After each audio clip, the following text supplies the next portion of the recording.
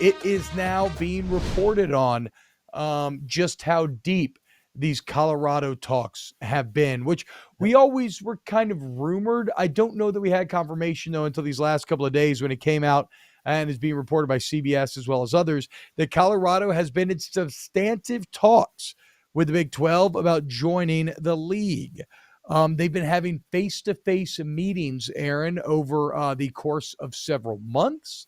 And even to the point where we now know the detail, that at least that's being reported, that Colorado would immediately get an equal media rights share of $31.7 million beginning in 2025.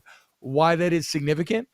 BYU, Cincinnati, Houston, and UCF, the teams that joined this year, do not get that full share immediately, right? So it kind of shows you that they're coming from different areas of leverage and negotiation. Like those other schools are going to get it over the course of a couple of years. They'll get up to full member status, whereas to get, and it really shows you like what Deion Sanders alone has done for the Colorado brand, right? Because you would have, like, I would really love to see what the interest level would be in Colorado if Deion were not there. Would you be going so far as to guarantee them these things like a full share? Would you care if you're talking about a 111 Colorado? So already we once again see the benefits of having Coach Prime as the figurehead of your school. Well, he has reshaped the future of Colorado football. Like there's someone in the comments said that, Colorado won't be good this year. B. Morale said Colorado is going to be bad this year.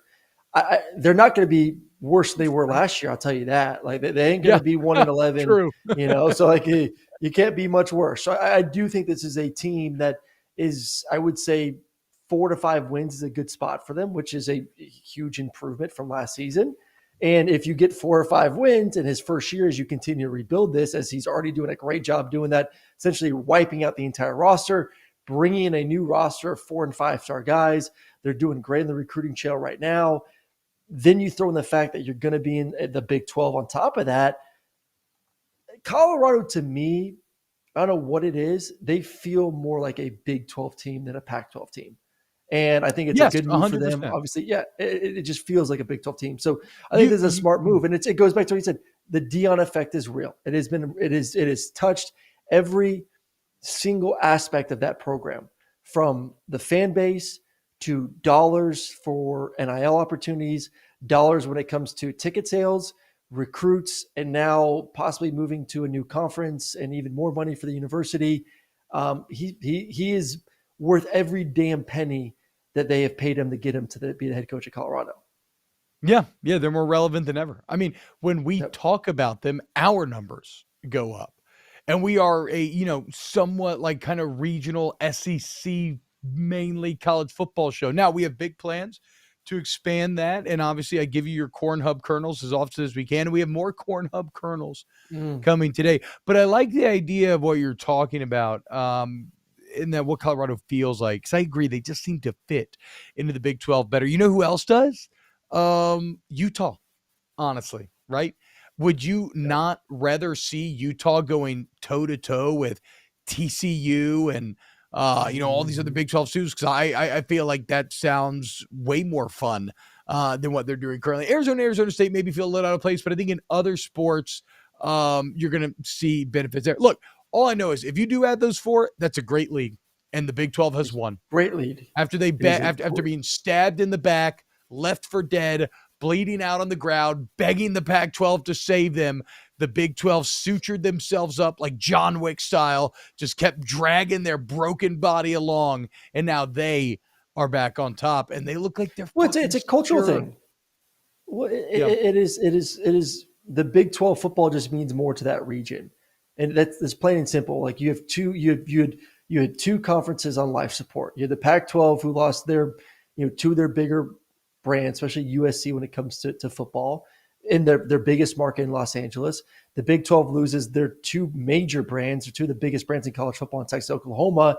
The kind of discussion was, could either of them survive this loss? Could either of them would even make it to the new 2024 forging of college football? And the Big 12 kind of put it together, figured it out, and it's making it happen right now. But I think it's because of the group of people that live in those states, and football just means something to them. I started the show by talking about the death of the Pac-12. Part of the reason is, one of the main reasons why they're not getting a TV deal is because people don't watch Pac-12 football. There isn't that love, that desire to show up and fill the stadiums. I mean, UCLA, you made fun of me the other day about UCLA, T-Bob. UCLA was having one of their better years they've had in the past decade, and they had 15,000 people in the stands in the most historic stadium in America with a really good football team that was on the map when it comes to possibly contending to win for a Pac-12 championship. They could barely get 10, 15,000 people in the stands. So like, Yeah. It's not the Pac-12's fault necessarily. It's the fans' fault. They're the ones that are killing the conference. The Big 12 fans are still showing up to games.